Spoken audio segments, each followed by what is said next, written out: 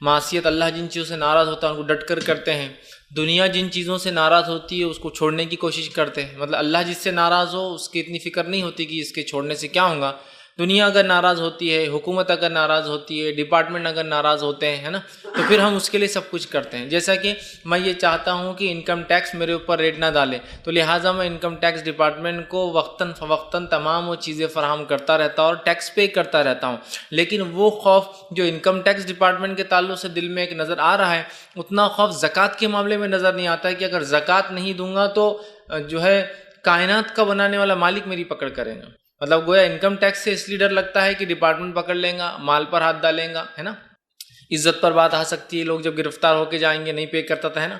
لیکن یہی ڈر کبھی اللہ کے معاملے میں نظر نہیں آتا کہ اگر ہم زکوٰۃ برابر نہ دے تو اللہ بارش کو روک دیں گا، اللہ ہمیں جو ہے نقصان پہنچائیں گا، ہماری جان و مال کی حفاظت جو اللہ چھوڑ دیں گا۔ یاد رکھیں، جس مال کی زکوٰۃ دی جاتی ہے اللہ اس کی حفاظت کرتا ہے، تو وہ ڈر نظر نہیں آتا۔ تو میں یہ کہنا چاہ رہا ہوں کہ آج دنیا کے بہت سارے خوف ہمارے دل میں ہیں، آج دنیا کی بہت سارے ڈر ہمارے دل میں ہیں، لیکن جیسا ڈر اللہ سے ہونا چاہیے، جیسا ڈر جہنم سے ہونا چاہیے جو اللہ رب العزت نے بنائی ہیں، جیسا ڈر اللہ کے غضب سے ہونا چاہیے کہ کہیں اگر ہم گناہ اور معصیت کے کام زندگی میں نہ چھوڑے تو اللہ غضب کریں گا، اللہ سخت پکڑ کریں گا، اللہ سخت پرسش کریں گا، اللہ جو ہم سے سوال کرنے والا ہے۔ اتنا ڈر نظر نہیں آتا جتنا دنیا کے معاملات میں، ٹیچر کیا سوال کریں گا، ایگزام میں پیپر میں کیا آ جائیں گا، ڈپارٹمنٹ کیا مجھے فلاں کریں گے، اگر یہ کام نہیں کروں گا تو اس کا اثر میری تجارت پر ایسا آئے گا۔ تو ہم دنیا کے سارے ڈر اپنے دل میں لیے ہوئے سوائے اس ڈر کے جو اللہ کا ڈر ہمارے دل میں ہونا چاہیے۔ اور یہ بہت اہم چیز ہے یاد رکھیے، خشیت الہی جس کو ہم اللہ کا ڈر، ٹھیک، اس لیے کہ جب یہ نکل جاتا ہے تو انسان بے باک ہو کر گناہ کرتا ہے، اور جب یہ ہوتا ہے تو ہر گناہ سے پہلے اس کو کہیں نہ کہیں دل میں ایک ملامت ہوتی ہے، اور بہت سی بار وہ ملامت، وہ گناہ اس کو آمادہ کرتے ہیں کہ انسان جو ہے نیکی کی طرف جو آئے۔ تو یہ بڑی اہم بات ہے، یاد رکھیے، اس چیز کو سمجھنا یہ وقت کی ضرورت ہے۔ ہم جیسا دیگر چیزوں سے دنیا میں ڈرتے ہیں، اس سے کئی گنا زیادہ ہمیں اللہ کا ڈر ہونا چاہیے، اور ایسا ڈر جو ہمیں صحیح سمت میں لے کر چلے، ایسا ڈر جو ہمیں گناہوں سے بچنے میں جو مدد کرے، ایسا ڈر، ایسا خوف، ایسی خشیت اللہ کی کہ جو ہمیں جو ہے معصیت کے کاموں سے روک لی، بڑی اہم چیز ہے۔ نبی اکرم صلی اللہ علیہ وسلم نے ایک حدیث میں بیان کیا تھا کہ 3 لوگوں کے تعلق سے ایک واقعہ تھا جو غار کے اندر چلے گئے تھے اور پتھر ڈھک گیا۔ تو جب تینوں نے یہ طے کیا کہ اپنی اپنی کوئی نیکی بیان کرے، اس کو وسیلہ بنے اللہ کے پاس تاکہ اللہ اس مصیبت کو دور کرے، اس میں سے ایک شخص نے یہ بات کہی کہ اللہ، میں نے، اس کے رشتے میں وہ بہن تھی، چاہے شاید اس کی ممیری بہن یا چچیری بہن تھی، میں نے یہ حسد، ایک بری نیت ڈالی اپنے بہن پر، اور جب ایک بار جو ہے مشکل اور پریشانی کی حالت آئے اور وہ میرے پاس آئی مجھ سے مانگنے کے لیے، تو میں نے کہا کہ اگر تو میرے ساتھ منہ کالا کریں گی تو میں جو ہے تجھے یہ پیسہ دے دوں گا۔ وہ بیچاری مجبور تھی، اللہ وہ راضی ہو گئے میرے اس عمل پر، اور جب میں اس کے ساتھ منہ کالا کرنے کے لیے اس کے قریب بڑھا تو اس عورت نے مجھ سے کہا، جو کہ رشتے کی اس کی بہن تھی، اے اللہ کے بندے، اللہ سے ڈر۔ اور یہ الفاظ اس کے سنتے ہی جو ہے اللہ وہ کہتا ہے میں گھبرا گیا، اور صرف تیرے خاطر میں نے، حالانکہ کوئی دیکھنے والا نہیں تھا، میں نے اس گناہ کو ترک کر دیا، اللہ رب العزت نے اس مصیبت کو ان لوگوں سے دور کر دیا۔ تو یہاں دیکھیے اس خاتون کا اس شخص کو یہ کہنا، اے اللہ کے بندے، اللہ سے ڈر، اور اس شخص کا اس سے ڈر جانا اور اس گناہ کو چھوڑ دینا۔ تو میں بھی یہی کہنا چاہ رہا تھا کہ ہمارا اللہ سے ڈر، خوف الہی ایک دم صحیح سمت میں ہو، جو ہمیں آمادہ کرے، جو ہمیں مجبور کرے کہ جو ہے ہم گناہوں سے بچیں، جو ہمیں آمادہ کرے کہ ہم جن چیزوں سے اللہ ناراض ہوتا ہے ان سے بچیں، جو ہمیں آمادہ کرے کہ ہم منکر سے، برے کاموں سے اپنے نفس کو روکیں، اور اللہ کا ڈر ہمیں آمادہ کرے، ہمیں آگے بڑھائے کہ ہم نیکی کریں، ہم ایسے کام کریں جو جہنم سے بچاتے ہیں اور جنت میں لے جاتے ہیں۔ ہم جو ہے ہر بار جو ہے امر بالمعروف، اچھائی کا حکم لوگوں کو دے، خود بھی نیکی کرے اور دوسروں کو اس کا حکم دے۔ تو ہمیں یہ بہت ضرورت ہے کہ ہم جو اللہ کے ڈر کو، خشیت الہی کو اپنے دل میں ڈالیں۔ اللہ رب العزت جو ہے ہماری سخت پکڑ کرنے والا ہے۔ اور ایمان کے تعلق سے نبی اکرم صلی اللہ علیہ وسلم اس حدیث کو یاد کیا، اس میں آپ نے فرمایا ایمان خوف اور امید کے بیچ میں ہے، ایمان ڈر اور امید کے بیچ میں ہے۔ ایمان جو ہے ڈر اور امید، خوف اور امید کے بیچ میں، ایمان دونوں کے بیچ میں ہوتا ہے، ایک طرف خوف ایک طرف امید ہے۔ اور یہ بات نبی اکرم صلی اللہ علیہ وسلم نے تب بیان کی تھی جب ایک صحابی کے انتقال کا وقت قریب تھا، آپ صلی اللہ علیہ وسلم کے پاس پہنچے اور پوچھا کیسا لگتا ہے، تو کہا ڈرتا ہوں اللہ کے عذاب سے، اس کی جہنم سے۔ تو آپ صلی اللہ علیہ وسلم خاموش رہے، تھوڑی دیر بیٹھے رہے، پھر پوچھا اب کیسا لگتا ہے، تو صحابی نے کہا امید کرتا ہوں کہ اللہ رب العزت مجھے جنت دیں گا، مغفرت کریں گا۔ آپ صلی اللہ علیہ وسلم نے کہا ہاں، جو اس حال میں مرا تو یقیناً وہ جو ہے درست اور وہ ایمان پر تھا، اس لیے کہ ایمان خوف اور امید کے بیچ میں ہے۔ خوف ایک طرف اور امید، ڈرتا بھی ہوں کہ گناہوں کی وجہ سے پکڑ ہوں گی، امید بھی رکھتا ہوں کہ اللہ اس کے باوجود بھی انشاءاللہ معاف کریں گا۔ تو یہی بڑی اہم چیز ہے۔ لیکن یہ بات یاد رکھیے، ایمان صرف امید کے ساتھ جڑا نہیں، خوف اور امید کے بیچ کا حصہ ہے وہ۔ ہم کیا کر رہے ہیں؟ صرف امید امید اور امید، میں نے یہ گناہ کیا اللہ انشاءاللہ معاف کر، میں نے فلاں کیا اللہ مجھے معاف کر، میں نے زکوٰۃ دی اللہ مجھے معاف کریں گا، میں نے نماز نہیں پڑھی اللہ مجھے معاف کریں گا، میں نے روزے رکھی اللہ معاف۔ ہم صرف امید امید اور امید رکھ رہے ہیں۔ خوف اور امید کے بیچ ہے اسلام، ایمان۔ پہلے خوف کی کہیں میری زکوٰۃ پہ اللہ پکڑ نہ کرے، یا اللہ میں توبہ کرتا ہوں تو اس سے اور اب دوں گا، امید ہے کہ اللہ مجھے معاف کریں گے۔ سمجھ رہے؟ خوف اور امید کے بیچ میں ایمان ہے۔ خوف ہے مجھے کہ اللہ جو ہے میں نے فلاں معصیت کی، تو پکڑ لے تو میں تو کہیں کا نہیں رہوں گا۔ امید کرتا ہوں اللہ میں نے تجھ سے توبہ کی تھی، تو اس توبہ کو بھی قبول کرے گا۔ تو خوف اور امید کے بیچ میں یاد رکھیے ایمان ہے، دونوں کے بیچ کا وہ حصہ یاد رکھیے۔ تو ہمیں بھی جو ہے اپنی کیفیت ویسی ہی بنانا ہے کہ خوف اور امید کے بیچ ہمیں رکھنا ہے اپنے آپ کو۔ یہ بڑی اہم چیز ہے یاد رکھیے، خوف اور امید کے بیچ ہم رہیں، ورنہ آج ہم دیکھ رہے ہیں صرف امید کر رہے ہیں کچھ لوگ، اور کچھ لوگوں کا حال ہے صرف خوف کا معاملہ کر رہے ہیں۔ ویسے خوف کا معاملہ بڑا کمزور نظر آتا ہے، امید ہی ہم لوگوں کو زیادہ ہے کہ ہمیں اللہ معافی کر دیں گا بس، اور خوف کا کوئی ایسی حالات یا کوئی بات نظر نہیں آ رہی ہے ہمارے سامنے۔ تو اس بات کو ہمیں یاد رکھنا ہے، اور ہمیں اپنے دل میں اللہ تعالیٰ کا حقیقی ڈر، حقیقی خوف ہمیں پیدا کرنا ہے، اس لیے کہ اس کے بغیر ہم ایمان کی نہ چاشنی اٹھا سکتے ہیں، اور نہ ہی اس کے بغیر کوئی شخص حقیقی ایمان والا کہلا سکتا ہے۔ یاد رکھیے، تو ہمیں اللہ کا ڈر ویسے اپنے نفسوں میں پیدا کرنا ہے جیسے اللہ کا ڈر پیدا کرنے کا حق ہے۔ یاد رکھیے حق ہے۔ آئیے چند باتیں میں آپ کے سامنے اسی عنوان کے تحت رکھنے کی کوشش کروں گا، جو کہ ایک بہت اہم عنوان ہے، ایسا عنوان جو انشاءاللہ ہمیں گناہوں سے بچائیں گا، ایسا عنوان کہ اگر یہ ڈر پیدا ہو جائے تو ہم جو ہے انشاءاللہ عزیز بہت سارے نیک کاموں میں آگے بڑھیں گے، اور معصیت کے اور برائی کے کاموں سے اپنی نفس کو روکتے رہیں گے۔ اللہ رب العزت نے اسی بات کو یوں فرمایا اپنی کتاب کے اندر، سورہ سجدہ سورہ نمبر 32 آیت نمبر 15 سے لے کر 17 میں اللہ نے مومنوں کی کچھ صفت بیان کی۔ آئیے اس صفت کے بارے میں اللہ کیا فرماتا دیکھیے۔ اللہ فرماتا ہے انما یؤمن بآیاتنا الذین اذا ذکروا بها خروا سجدا وسبحوا بحمد ربهم ولا یستکبرون۔ اللہ رب العزت کہہ رہا ہے کہ اللہ فرماتا ہے ہماری آیتوں پر وہی لوگ ایمان لاتے ہیں، وہی لوگ ایمان لاتے ہیں جنہیں جب کبھی نصیحت کی جاتی ہے، اللہ کی آیتیں سنائی جاتی ہے تو وہ سجدے میں گر پڑتے ہیں۔ کیا کرتے ہیں وہ لوگ؟ سجدے میں گر پڑتے ہیں، اور آگے اور اپنے رب کی حمد اور اس کے بعد اس کی تسبیح اور بڑائی بیان کرتے ہیں۔ حقیقت میں اللہ سے ڈرنے والے، حقیقت میں نیک بندے، حقیقت میں مومن بندے وہ ہیں کہ جب اللہ کی آیتیں ان کو سنائی جاتی ہیں، ان کو نصیحت کی جاتی ہے تو ان کے دل کانپ اٹھتے ہیں اس نصیحت، اور وہ سجدے میں گر جاتے ہیں، اور وہ اللہ کی حمد بیان کرتے ہیں، وہ اللہ کی تسبیح بیان کرتے ہیں، اور وہ تکبر نہیں کرتے اپنے رب کے سامنے۔ مطلب اللہ کی آیتیں بتانے کے بعد نہ عمل کرنا تکبر کی علامت ہے، تو وہ تکبر نہیں کرتے اپنے رب کے سامنے، اور اللہ نے فرمایا وَهُمْ لَا يَسْتَكْبِرُونَ، اور وہ تکبر نہیں کرتے۔ تَتَجَافَ جُنُوبُهُمْ عَنِ الْمَضَاجِعِ، اور ان کے پہلو جو ہے وہ بستروں سے دور ہوتے ہیں، مطلب وہ راتوں کے وقت اللہ کی عبادت کرتے ہیں۔ دیکھیے ایک تو مومن کی صفت، آیتیں سنائی تو دل نرم ہو جاتا ہے، بات کو سن لیتے ہیں، تکبر نہیں کرتے، اور جیسی اللہ کی آیتیں سنائی جاتی ہے تو سجدے میں گر پڑتے ہیں اور اس کی بڑائی بیان کرتے ہیں، اس کی حمد و ثنا بیان کرتے ہیں۔ یہ ان کی صفت۔ دوسرا آگے اللہ رب العزت کیا فرماتا ہے؟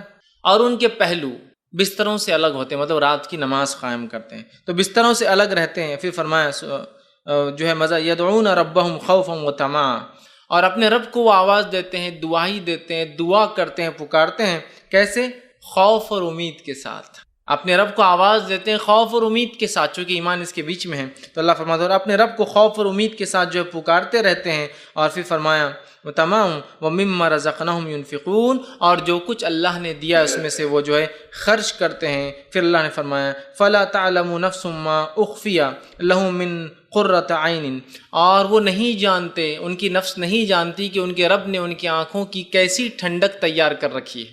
مطلب جنت کی بات ہو رہی کہ وہ لوگ جانتے نہیں، حالانکہ ان کی آنکھوں نے دیکھا نہیں ہے کہ ان کے رب نے کیا ٹھنڈک تیار کر رکھی، پھر بھی وہ اللہ کی آیتوں پر نرم ہوتے ہیں، سن لیتے ہیں، سجدے میں گرتے ہیں، تکبر نہیں کرتے، راتوں میں نمازیں قائم کرتے ہیں، اللہ نے رزق دیا خرچ کرتے ہیں، خوف اور امید سے اللہ کو پکارتے ہیں۔ اللہ نے فرمایا اور وہ حالانکہ جانتے نہیں کہ ان کے رب نے ان کے لیے کیا تیار کر رکھا آنکھوں کی ٹھنڈک کے لیے، مطلب چونکہ غائب کی بات جنت ہے۔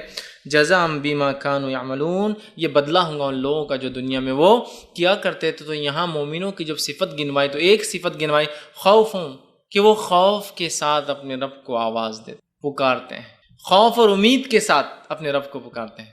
ٹھیک، تو ہمیں بھی اس بات کو سمجھنا ہے کہ اللہ کا ڈر، خشیت الہی ایک بڑی اہم چیز ہے، اور اپنی نفسوں میں ہمیں پیدا کرنا ہے، اپنی اولاد کی تربیت اس پر کرنا ہے، اپنے آپ کو اس کے لیے تیار کرنا ہے، ورنہ اگر یہ پارٹ، یہ حصہ نکل گیا تو جس بے باکی سے آج دنیا کی محبت کا ہم اظہار کرتے ہیں، دنیا کے پیچھے بھاگ رہے ہیں، وہ کبھی ختم ہونے والی، یاد رکھیے، جب تک کہ ایک انسان اللہ کا ڈر حقیقی معنوں میں اپنے دل میں نہ ڈال لے، جیسا کہ صحابہ، تابعین، تبع تابعین کی ہم زندگی دیکھیں، سلف صالحین کی، حقیقت میں وہ اپنے رب سے ڈرنے والے تھے اور خوف اور امید کے ساتھ اپنی زندگی جیتے تھے۔ آج افسوس کی بات ہے، ہم صرف امید امید امید اور امید کے ساتھ جی رہے ہیں، جبکہ خوف اور امید دونوں کے بیچ میں ایمان ہے۔ خالی امید کے ساتھ ایمان جڑا نہیں ہے، خوف بھی ہو امید بھی ہو، اس دونوں کے بیچ میں ایمان ہے۔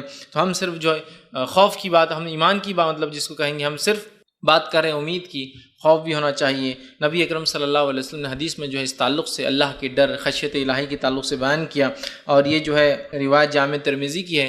آپ صلی اللہ علیہ وسلم نے فرمایا اور کہا، اللہ سے ڈرنے والوں کے تعلق سے حدیث ہے، اور یہ حدیث قدسی ہے۔ آپ صلی اللہ علیہ وسلم نے فرمایا اور کہا، اخرج من النار من ذکرنی یوما او خافنی فی مقام۔ اللہ رب العزت فرماتا اور کہتا ہے اخرج من النار، کہ اللہ رب العزت روز قیامت یہ حکم دیں گا فرشتوں کو، اخرج من النار، نکال لاؤ ان لوگوں کو جہنم کی آنکھ سے۔ حدیث قدسی مطلب، حدیث قدسی وہ حدیث ہوتی ہے جس میں اللہ کے رسول صلی اللہ علیہ وسلم سیدھا اللہ سے بیان کرتے ہیں، تمہارا رب بیان کرتا، اللہ نے بیان کیا۔ تو اللہ کیا بیان کر رہا ہے سنیے، کہ اللہ تعالیٰ روز قیامت حکم دیں گا کہ آگ میں سے نکال لاؤ فرشتوں، کن لوگوں کو، من النار ذکرنی یومن، جس نے مجھے یاد کیا ہو کبھی کسی دن، مطلب سچے دل سے۔ یاد تو ہم روز ہی کرتے ہیں اللہ کو، لیکن سچے دل سے نہیں ہے۔ قرآن بھی پڑھ رہے ہیں تو خیالات کہیں اور رہے، نماز بھی پڑھ رہے تو خیالات کہیں اور رہے، تسبیحات بھی پڑھ رہے تو سارے مسجد کا چکر لگا لے رہے کہ کون کیا کر رہا ہے، تو ہر چیز میں سچے دل سے جس نے مجھے ایک دن بھی یاد کیا ہو نکال لاؤ۔ اور آگے فرمایا یومن او اخافنی فی مقام، اور کبھی مجھ سے ایک بار ڈرا ہو اس کو بھی نکال کے لا لو جہنم سے۔ حقیقت میں کہ گناہ کرنے ہم جا رہے ہو، اور اس گناہ کے وقت اللہ کے ڈر کی وجہ سے گناہ چھوڑ دے، لوگوں کے ڈر سے نہیں، یا رشتہ دار کیا کہیں، نہیں، صرف ایک کوئی نہیں تھا، جیسا کہ اس آدمی کا واقعات کیے جو اپنی بہن کے ساتھ رشتے کی منہ کالا کرنا چاہتا تھا۔ وہ عورت نیک تھی لیکن مجبور تھی، اس نے آخر میں کہا جب آدمی بڑھنے لگا، اے اللہ کے بندے اللہ سے ڈر، اور وہ آدمی پیچھے ہٹ گیا۔ یہ اللہ کا ڈر ہے، یہ بڑی اہم بات ہے، یاد رکھیے، یہ بڑی اہم بات ہے۔ تو اللہ کا ڈر، یا پھر یوسف علیہ السلام کو یاد کیجئے، جب جو ہے اس عورت نے یوسف علیہ السلام کے ساتھ منہ کالا کرنا چاہا، جسے مصر کی جو ہے بیوی نے، تو یوسف علیہ السلام کو کوئی دیکھنے والا نہیں تھا، بس اللہ کا ڈر، خشیت الہی، کہ وہاں سے بھاگ کھڑے ہوئے اور اپنے آپ کو انہوں نے محفوظ کر لیا اس عورت سے، اللہ نے ان کو بچا لیا۔ تو یہ بڑی اہم چیز ہے، اللہ کا ڈر، خشیت الہی۔ کوئی نہیں دیکھ رہا مجھے، پھر بھی میں ڈرتا ہوں۔ تو ایک بار جس نے سچے دل سے یاد کیا ہو یا مجھ سے ڈرا ہو، لا ان کو بھی نکال لو جہنم سے باہر۔ مطلب وہ لوگ جن کے اعمال کی کمزوریوں سے، گناہوں کے باعث وہ جہنم میں چلے جائیں گے، ایک وقت جہنم کی سزا بھگت لیں گے، اس کے بعد ایک آواز دی جائیں گی کہ نکال لو ان لوگوں کو بھی جہنم سے، چونکہ اللہ کو تو بہانے چاہیے اپنے، کہ تو اللہ تعالیٰ اپنے بندوں کو سزا دینے کے لیے تھوڑی پیدا کیا ہے اس نے، وہ تو بہانے ڈھونڈتا ہے کہ کیسے کیسے ان کی مغفرت کر دو، ان کو معاف کر دو۔ تو آواز لگا جائیں گی، نکال لو جن لوگوں نے مجھے کبھی یاد کیا ہو، اور نکال لو ایسے انسان کو جس نے جو ہے میرے سے کبھی ڈرا ہو، اس کو نکال کے لاؤ۔ تو دیکھیے اللہ کا ڈر کتنی اہم چیز، اور یہ حدیث قدسی تھی۔ اسی طرح ابن حبان، صحیح ابن حبان کی ایک اور روایت ہے، اور یہ بھی حدیث قدسی ہے۔ اللہ کے ڈر کے تعلق سے اتنی ساری باتیں قرآن حدیث میں آتی ہے، اس کو جمع کرنا ہی ممکن نہیں۔ یہ بھی حدیث قدسی ہے، دیکھیے آپ کیا فرماتے ہیں، اور یہ صحیح ابن حبان کی روایت ہے، خشیت الہی کا اس میں دیکھیے کیسا معاملہ ہے، اور اللہ کے رسول صلی اللہ علیہ وسلم فرماتے ہیں، اللہ فرماتا ہے، کیا فرماتا ہے، غور سے سنیے۔ اللہ فرماتا ہے وَعِزَّتِي، قسم ہے میری عزت کی۔ کون قسم کھا رہا ہے؟ اللہ تعالیٰ اپنی عزت کی قسم کھا رہا ہے، جو سب سے زیادہ باعزت ذات ہے، اور وہی ذات ہے جس سے تمام لوگوں کو عزت اور شرف دنیا میں ملتا ہے نا۔ ہم دنیا میں عزت کے الگ الگ پیمانے بناتے، کوئی مالداری، حسب، نسب، خاندان، عزت کے وہ پیمانے نہیں، پیمانہ یہ ہے کہ اللہ جس کو عزت دیتے بس وہی عزت والا ہے۔ وَعِزَّتِي، اللہ کہہ رہا ہے، تو عزت کی قسم ہے میری، خود اللہ اپنی قسم کھا رہا ہے کہ میری عزت کی قسم ہے، لا اجمع علی عبدی خوفین و امنین، میں کبھی بھی اپنے بندوں پر 2 خوف اور 2 امن کو ایک ساتھ جمع نہیں کروں گا۔ سبحان اللہ، کیا معنی 2 خوف اور 2 امن کو اللہ ایک ساتھ جمع نہیں کریں گا؟ آگے خود اللہ رب العزت اپنے نبی کو بتا رہا ہے حدیث قدسی میں کیا معنی ہے۔ اللہ فرماتا ہے اذا اخافنی فی الدنیا، جو دنیا میں مجھ سے ڈرا، تو اللہ فرماتا دنیا امنتہ یوم القیامہ، تو میں اس کو قیامت کے دن امن دے دوں گا۔ پھر آگے فرمایا وَإِذَا أَمِنَنِي فِي الدُّنْيَا، اور جس کو دنیا میں امن دے دیا، اخفتہ فی الآخرہ، تو اس کو میں خوف دوں گا آخرت میں۔ اس کا کیا معنی ہے؟ معنی یہ ہے جو انسان دنیا میں اللہ سے ڈرتا رہا اور برائی سے رکتا رہا تو آخرت میں امن میں رہیں گا، اور جو انسان دنیا میں اللہ سے بے باک ہو کر جو چاہے کرا، مطلب دنیا کی زندگی امن سے گزار لیا، تو آخرت میں اللہ کا خوف اس کو ملے گا۔ میں دو خوف اور دو امن کو کسی بندے پہ اللہ فرمانا جمع نہیں کروں گا۔ جو دنیا میں خوف سے جی آخرت میں امن ملیں گا، جو دنیا میں امن سے جی آخرت میں خوف ملیں گا۔ یہ امن سے مراد دنیا میں من چاہا کام کیا تو آخرت میں جو ہے ڈریں گا، وہ جہنم میں جائیں گا، اور دنیا میں مجھ سے ڈر ڈر کر عمل سے رکتا رہا برے کاموں سے تو جنت میں امن کے ساتھ رہیں گا۔ تو اللہ رب العزت دو امن اور دو خوف کو اپنے بندے پر جمع نہیں کرتا ہے۔ تو دنیا میں ڈر گیا، آخرت میں نکل گیا، کامیاب ہو گیا۔ دنیا میں نکل گیا کہ جو چاہے کیا، آخرت میں ڈر گیا، سمجھ رہے ہیں؟ اور آخرت کا ڈر جہنم ہے، اور دنیا کا ڈر عمل کرنے کا دل تو چاہتا ہے، لیکن اللہ نے چونکہ منع کیا نہیں کر سکتا، بس یہ ہے۔ بہت سے لوگ بولتے ہیں اللہ نے یہ دل میں ڈالنا ہی نہیں تھا بات گناہ کی، کتنا مزہ آتا تھا نا۔ تو جب دل میں گناہ کی بات رہتی نہیں تو پھر نیکی اور بدی کا معاملہ ہی کہاں ہوتا، اور جنت جہنم کا فیصلہ ہی کیوں کرتا؟ اللہ فرشتوں کے ساتھ ہم کو پیدا کرتا، بولتا جاؤ تم بھی گھومتے رہو بس۔ یہ ایک اللہ نے ایسا کیوں کیا، کیوں ہم کو پیدا کیا، یہ اس کی مرضی تھی، واللہ عالم، یہ ہم نہیں جانتے۔ اور مالک سے غلام کو کوئی حق نہیں ہے پوچھنے کا، سوائے اس کے کہ مالک خود بتا دے کہ بھائی کیوں میں نے کیا یہ، لیکن ہم کو حق نہیں چیلنج کرنے کا۔ اب کام یہ ہے کہ ہم پیدا کر دیے گئے ہیں، جو کہا جا رہا ہے بس عمل کیا جائے، بس ختم۔ یہ اب کام ہے ہمارا۔ اب ہم سوچیں گے نہیں اللہ نے ہم کو خامخواہ پیدا کر دیا، اب ہم سے سوال کریں، نہیں، ہو گیا۔ اب جو بتایا جا رہا ہے وہ کرنا ہے، کیوں کیا وہ بعد میں اللہ تعالیٰ کا فضل ہوگا ہم پہ رحم کی، بتا دے نہ بھی بتائے تو اس کی مرضی، سمجھ رہا بات کو؟ تو پیدا کر دیا، اب کام کرنا ہے ہم کو، اچھے نیکی کرنا ہے، یاد رکھیے۔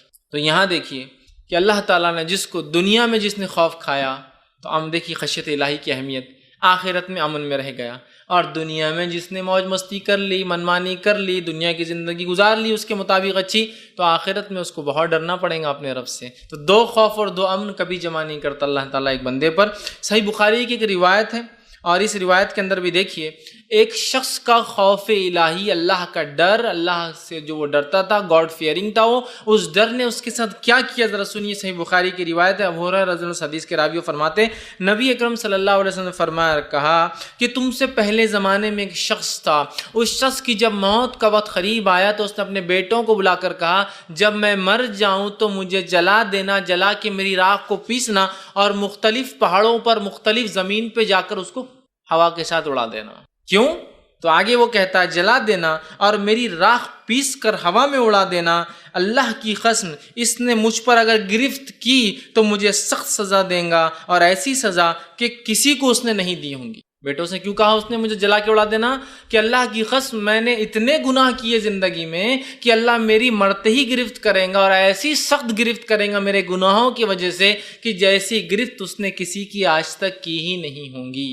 مطلب وہ انسان بہت زیادہ گناہ کر چکا تھا، اور اس کا اللہ سے جو ڈر تھا اس گناہوں کی وجہ سے، اس ڈر نے اسے مجبور کیا کہ اپنے بیٹوں کو ایسی وصیت کرے۔ اس کے بیٹوں نے چونکہ اس نے وصیت کی تھی، وہ مر گیا، اس سے جلایا، اس کی راکھ کو پیسا اور الگ الگ جگہ پہ اڑا دیا۔ اللہ رب العزت نے جو ہے فوراً حکم دیا زمین کو، اور ایک حکم سے وہ آدمی جمع ہو کے اللہ کے سامنے کھڑا ہو گیا۔ اب اللہ نے اس سے سوال کیا میرے بندے کیوں کر کے آیا تھا ایسی وصیت دنیا میں کہ مجھے جلا دینا، جلا کے اڑا دینا الگ الگ جگہ، کیوں کر کے آیا تھا ایسی وصیت؟ تو وہ جو ہے حکم دے تو وہ جمع ہو گیا، وہ شخص زندہ تیار ہو گیا۔ اللہ نے پوچھا، اللہ نے اسے فرمایا تجھے کس چیز نے ایسا کرنے پر آمادہ کیا؟ تو اس نے کہا اللہ تیرے خوف نے، میرے گناہ اتنے زیادہ تھے دنیا میں کہ تیرا ڈر مجھے لگا کہ میرے رب کے سامنے کیا جواب دوں گا، رسوا ہو جاؤں گا نا اللہ کے سامنے، تو میں کیا جواب دوں گا، تیرے ڈر نے مجھے یہ مجبور کیا۔ اللہ رب العزت اس کے اس ڈر سے اتنا خوش ہوا کہ اسے بخش دیا اور مغفرت کر دی۔ خوف الہی اتنی بڑی چیز ہے کہ ایک گناہ گار انسان کے گناہ بھی بخشے جا سکتے ہیں اگر حقیقی اللہ کا ڈر ہو۔ یہ نہیں کہ بس نماز ہوئی، نماز کے بعد کچھ تو بھی کرے تو بہت سے لوگ کرتے ہیں بس چلو اب گناہ ہو گئے معاف، لیکن پھر نماز سے نکلے وہی نیت کے ساتھ کہ اب اگلے کو دھوکہ کیسا دوں۔ حج کو گئے توبہ اب کوئی گناہ نہیں، لیکن حج اس لیے کر کے آیا کہ پرانا اکاؤنٹ کلیئر ہو جائے، اب نئے سے سرے سے جرم کروں۔ سمجھ رہے؟ ہم لوگوں کا مزاج یہ بن چکا ہے، نہیں اس شخص نے گناہ کیے تھے، جانتا تھا اللہ کی پکڑ ہے، جانتا تھا اس کی جہنم ہے، اس کی پکڑ بہت سخت ہے، اس ڈر نے اسے مجبور کیا کہ اس نے حکم اور وصیت دی مجھے جلا دو۔ اللہ رب العزت کے لیے کیا ناممکن تھا، اس نے حکم دیا، مٹی نے اسے اٹھا کے کھڑا کر دیا، وہ زندہ اللہ کے سامنے کھڑا ہو گیا۔ اللہ نے سوال کیا کہ کس چیز نے تجھے مجبور کیا تھا کہ تو یہ کہے؟ تو کہا اللہ تیرا ڈر۔ اس شخص کو گناہ تو کیے تھے لیکن اپنے رب سے حقیقی ڈر تھا کہ میرا رب میری گرفت کرنے والا ہے، میرا رب میری پکڑ کرنے والا ہے۔ تو اس ڈر نے اسے مجبور کیا اور رب العزت نے اس ڈر کو اتنا پسند کیا۔ اللہ پسند کرتا ہے جو بندے اس سے ڈرتے ہیں، توبہ کرتے ہیں، کہ اس نے معاف کر دیا۔ اللہ کا ڈر سے مراد یہ ہے کہ ہم گناہوں سے بچیں، نیکیوں کی طرف آمادہ ہو، اچھے کام کرے، برائی سے اپنی نفس کو روکے۔ یہ بات یاد رکھیے، نہیں تو اللہ کا ڈر بولے تو بس کچھ تو بھی آپ ڈر سمجھ رہے، توبہ کر رہے پھر معاملہ نہیں، حقیقی ڈر۔ تو اس شخص کو حقیقی ڈر تھا اپنے گناہوں کی وجہ سے کہ میں جہنم میں نہ جاؤں۔ اللہ رب العزت نے اس کو جو ہے معاف کر دیا اس کے ڈر کی وجہ سے۔ تو اللہ کا ڈر بڑی اہم چیز ہے۔ آئیے اسی طرح جو اللہ کے ڈر کہ اس حدیث سے معلوم ہوتا ہے کہ اللہ کتنا معاف کرنے والا ہے، کہ اگر اس سے کوئی ڈرا تو وہ معاف کرتا ہے۔ اور اللہ تعالیٰ کے عرش کے سائے کے نیچے کون کھڑے ہوں گے؟ ان کھڑے ہونے والوں میں سے بھی ایک شخص وہی ہے جو اللہ سے ڈرتا تھا۔ حدیث صحیح بخاری کی، اور آپ صلی اللہ علیہ وسلم نے فرمایا کہ سبعۃ یظلھم اللہ فی ظلہ یوم لا ظل الا ظلہ، کہ 7 لوگ ایسے ہیں جو اس روز سائے میں ہوں گے جس روز کی اللہ کے سائے کے علاوہ کوئی سایہ نہیں ہوگا۔ 7 لوگ، 7 پیپل، مطلب 7 وہ لوگ جو اللہ کے سائے کے نیچے ہوں گے اس روز جس روز اللہ کے سائے کے علاوہ کوئی سایہ نہیں ہوگا۔ پہلا کون ہے؟ انصاف کرنے والا بادشاہ۔ پہلا شخص جو اللہ کے سائے میں روز قیامت ہوگا وہ انصاف پسند حکمراں، بادشاہ، خلیفہ، لیڈر یا جج، جو ذمہ دار ہو لوگوں کے اندر فیصلہ کرنے، انصاف پسند، پہلا انسان۔ دوسرا فرمایا اور کہا اس جوان کو جو شروع جوانی سے اللہ کی عبادت کرتا رہا ہو، ایسا نوجوان جس کی جوانی کی ابتدا سے جوانی کی انتہا تک وہ اللہ کی عبادت کرتا رہا ہو، مطلب اس کا جوانی کا فیز سٹارٹ سے اینڈ تک وہ اللہ کی عبادت میں گزرا ہو۔ اور انسان جوان ہوتا ہے 10 سال سے، بالغ ہو جاتا ہے نا 10 سال کا اسلام، اس لیے عبادتیں فرض ہو جاتی ہے۔ 10 سال سے شروع ہوتا ہے تو کم و بیش یہ عمر کا جو ہے 30، 33 یا 35 سال تک یہ چلتا ہے۔ کہ سب سے حدیث میں الفاظ ہے نا، انسان جنت میں اس حالت میں جائیں گا جو دنیا میں سب سے خوبصورت تھا، اور وہ اپنی عمر کے مرحلے میں 30 سے 33 کے بیچ کی عمر ہوگی، مطلب 30 سے 33 کی عمر اس کی ایسی عمر ہوتی ہے جس عمر میں سب سے زیادہ طاقتور ہوتا ہے، اور اس کے بعد پھر ڈھلان شروع ہو جاتی ہے 33 کے بعد، بیماریاں یہ وہ ڈھلتے جاتا ہے۔ تو اسی لیے میں بھی یہ کہہ رہا ہوں کہ 10 سے لے کر کم و بیش 30، 33، 35 تک یہ پیریڈ ہے، یہ جوانی کہلائیں گا، جو کہ آپ دیکھیے 25 سال کا کم و بیش مرحلہ ہو رہا ہے۔ تو جس کی ابتدا جوانی کی کیسے ہوئی؟ جس کی جوانی کی ابتدا ہوئی عبادت میں، اور جس کی جوانی کی انتہا مطلب اس نے اپنی ساری جوانی کو اللہ کی عبادت میں گزارا، ایسا بھی انسان جنت میں ہوگا۔ یہ بڑی اہم چیز ہے۔ اور آج افسوس کی بات ہے، ہم نوجوان اپنی زندگیوں کو کیا کرتے ہیں؟ گناہ اور معصیت میں گزارتے ہیں۔ دیکھیے آپ کالج لائف، اسکول لائف کے ایک مرحلے سے آدمی جب ہائر اسکول میں آتا ہے وہ جوان ہو جاتا ہے، 8th اسٹینڈرڈ، وہاں سے لے کر اپنے زندگی پورے کالج لائف، ہمارے نکاح اور ہماری عمر کے 30-35 سال تک ہم صرف معصیت اور گناہ کے کام کریں اللہ، اور اس کے بعد پھر توبہ توبہ توبہ توبہ توبہ، جب عمر ڈھلنے لگی، بیماریاں لا کے لپٹ گئی، اور جس میں ساتھ دینا چھوڑ دیا، سماج نے ساتھ دینا چھوڑ دیا، مال کمانے کی طاقت نہیں رہی، تو پھر توبہ چالو ہو گئی اور اللہ سے بس گڑ گڑا رہے ہیں، دعائیں کر رہے ہیں۔ تو جس نوجوان کی جوانی اللہ کی عبادت میں گزریں گی، دوسرا وہ شخص ہے۔ تیسرا وہ شخص ہے جو شخص جس کے دل مسجد میں لٹکا ہوتا تھا، کہ ایک نماز پڑھتا ہے تو دوسری نماز تک اس کا دل لٹکا ہوا ہوتا ہے بیچ میں، کہ کیا ہو رہا ہوگا، کہ میں لیٹ نہ ہو جاؤں، کہ مجھ سے نماز نہ چھوٹ جائے، کہ تاخیر نہ ہو جائے، کہ جماعت نہ مجھ سے چھوٹ جائے، کہ رکعتیں نہ مجھ سے، اس کا دل مسجد میں اٹکا ہوا ہوتا ہے۔ تیسرا شخص وہ ہے۔ چوتھا شخص وہ ہے، وہ آدمی جس نے اللہ کے لیے دوستی کی ہو اور زندگی بھر دوست رہا ہو، اور اس کی جدائی تک اس دوست سے اس کی دوستی مطلب جمع بھی ہوا اللہ کے لیے اور جدا بھی ہوا اللہ کے لیے، مطلب 2 لوگ جو ملتے ہیں اللہ کے لیے اور جدا ہوتے ہیں اللہ کے لیے۔ تو ایک معنی یہ کہ دنیا میں اگر ملے بھی تو اللہ کے لیے، اگر الگ بھی ہو رہے تو اللہ کے لیے۔ ایک معنی یہ کہ ملنے سے ختم ہونے تک اللہ کے لیے ساتھ رہے، مطلب شروعات بھی دوستی کی اللہ کے لیے بھی، اور مر بھی گئے، ٹوٹنے تک اللہ کے لیے ہی دوستی رہی۔ یہ ایک معنی ہے، رہے ساتھ بھی تو اللہ کے لیے، جدا ہو بھی تو اللہ کے لیے۔ آج ایسی دوستی ہم کہاں دیکھتے ہیں؟ ہم رہے ہیں ساتھ کسی کے معصیت اور گناہوں کے لیے، معصیت گناہ چھوڑ دیا تو ہم دوستی بھی چھوڑ دیتے ہیں۔ سب سے زیادہ دوست اچھے کون ہے؟ جو پیسہ خرچ کرتا ہے، حرام کاری کروا رہا ہے، فلاں، یہ بہت اچھا دوست، ارے یار وہ بند کر دیا تو اپن نے جانا چھوڑ دیا اس کی وجہ سے، ہے نا؟ تو یہ آدمی۔ اس کے بعد آپ فرماتے ہیں 5واں وہ مرد جس کو ایک مرتبے والی خوبصورت عورت منہ کالا کرنے کے لیے بلائے اور وہ کہے میں اللہ سے ڈرتا ہوں۔ کیوں کہا مرتبے والی خوبصورت عورت؟ اس لیے ایک چیز تو اس کے مرتبے کی وجہ سے ڈر نہیں ہے کہ راز فاش ہوگا. اسٹرانگ لیڈی ہے نا, بہت اس کا مقام ہے, سمجھے. تو راز فاش ہونا ممکن نہیں ہوتا. چھوٹے موٹے لوگوں کے راز جلدی فاش ہوتے, بڑے لوگوں کے راز فاش نہیں ہوتے. ایک تو مرتبہ ہونے کی وجہ سے وہ کیس دبا سکتی ہے, آسانی سے معاملات کو مٹا سکتی ہے, اس کا مرتبہ ہے نا. دوسرا نہ صرف مرتبہ ہے, وہ خوبصورت بھی ہے, اس میں ایک اٹریکٹیو پارٹ بھی ہے. ایک ڈر تو یہ کہ دنیاوی مشکل ہٹ جائیں گے اگر پکڑے بھی گئے تو, چونکہ وہ ایک بہت اونچے اثر رکھنے والی لیڈی ہے. دوسرا خوبصورت بھی ہے. اثر رکھنے والی خوبصورت عورت بلائے اور وہ کہے میں اللہ سے ڈرتا ہوں, اس لیے کوئی بدصورت عورت بلائے تو انسان ویسے بھی جاتا نہیں. اثر وسر نہیں تو اس کو کوئی اٹریکشن, سمجھ رہے آپ. تو خوبصورت بھی ہے, اثر رکھتی ہے اور بلا رہی ہے, اور یہ تب کہہ رہا ہے, حالانکہ ڈر نہیں ہے, دنیا کا ڈر نہیں, میں اللہ سے ڈرتا ہوں. اس کے بعد آپ فرماتے ہیں چھٹا وہ جس نے اکیلے جو ہے تنہائی میں چھپا کر صدقہ دیا ہو, ایسا صدقہ دیا ہو کہ ایک ہاتھ سے دیا ہو تو دوسرے ہاتھ کو نہ پتا, سیدھے ہاتھ سے دیا ہو تو الٹے ہاتھ کو نہ پتا. ایسا خاموشی میں اس نے ڈونیشن دیا, صدقہ دیا, چندہ دیا, عطیات دیتا تھا کہ ایک ہاتھ سے دیا تو دوسرے ہاتھ کو پتہ نہیں. اس کا یہ ہرگز معنی نہیں کہ ایک ہاتھ چھپا کر دینا ہے. معنی یہ ہے کہ اس نے جب دیا تو کوئی شہرت نہیں چاہی, کوئی نام نہیں چاہا, کوئی ریاکاری نہیں تھی, کوئی نہیں چاہتا تھا کہ وہ سلام کرے جھک کر کہ مجھے زکوٰۃ چندے صدقات دیتے ہیں, کچھ نہیں, دے دیا, معاملہ ختم ہو گیا. اور ساتواں وہ انسان عرش کے سائے میں ہوں گا. آپ سے فرماتے ہیں اور کہتے ہیں وہ شخص جس نے اکیلے میں تنہائی میں اللہ کو یاد کیا ہو اور اس یاد کرنے سے اس کی دونوں آنکھیں بہہ پڑی ہو, دونوں آنکھوں سے آنسو نکلا ہو. 7 لوگ جو اللہ کے سائے میں ہوں گے جس دن کوئی سائے نہ ہوگا. آخری 7واں انسان وہ ہے جو اللہ کے ڈر سے رویا ہو. ٹھیک, حدیث کے الفاظ ہے وہ شخص جس نے اکیلے تنہائی میں اللہ کو یاد کیا تو اس کی دونوں آنکھیں بھیگ گئی, بہہ پڑی. اور یہاں دیکھیں حدیث کے الفاظ, اکیلے تنہائی میں رویا ہو. اجتماعیت میں آدمی بہت رو لیتا ہے.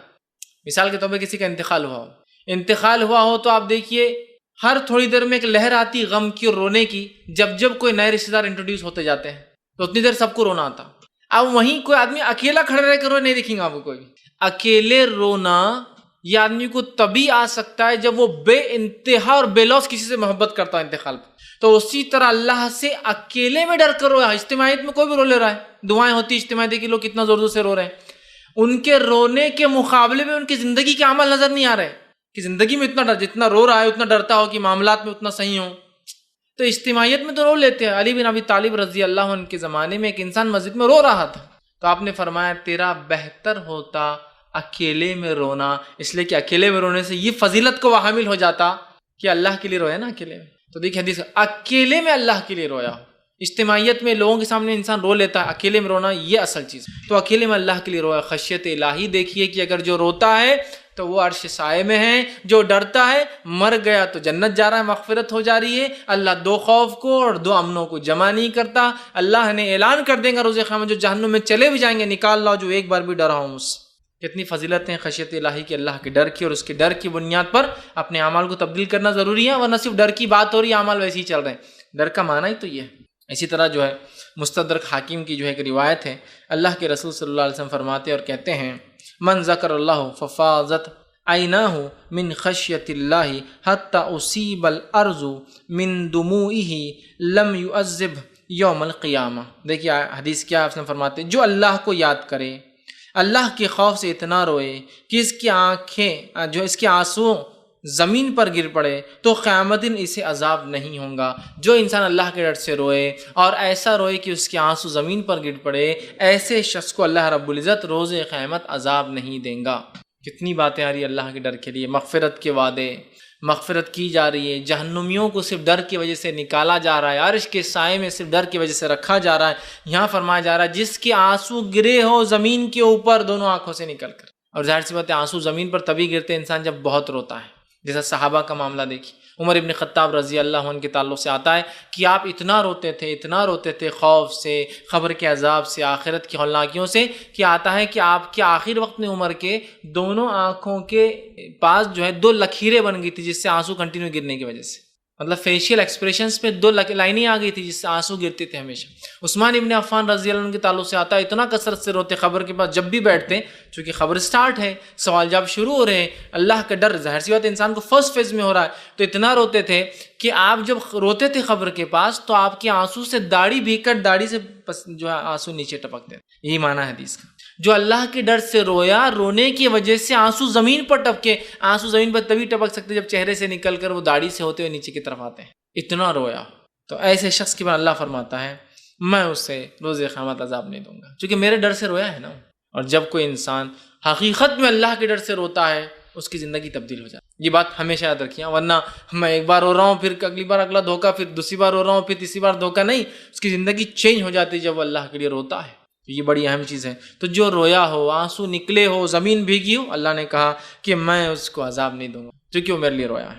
کتنی بڑی بات ہے، کتنی اہم چیز ہے. اور اللہ کے نیک بندوں کا یہ شیوا اور طریقہ رہا ہے کہ وہ خوب روتے تھے، خوب ڈرتے تھے. اور رونا ظاہر سی بات ڈر کی علامت ہوتی، عاجزی کی علامت. تو اللہ کے نیک بندے، حتیٰ کہ انبیاء جو گناہ نہیں کرتے تھے، معصوم عن الخطا ہے، انبیاء تک کثرت سے روتے تھے. اس لیے میں کہہ رہا ہوں نیک لوگوں کی پہچان ہے رونا. وہ گناہ نہیں کرتے پھر بھی روتے ہیں زارو خطا.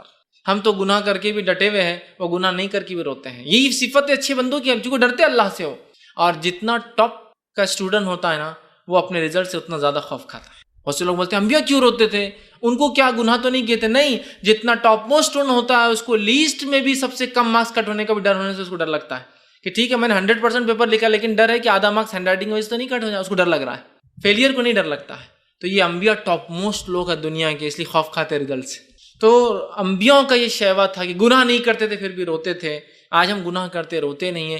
آدم علیہ السلام نے جو خطا کی اس کے تعلق سے ایک روایت آتی، کثرت سے آدم علیہ السلام رویا کرتے تھے اس خطا کے لیے.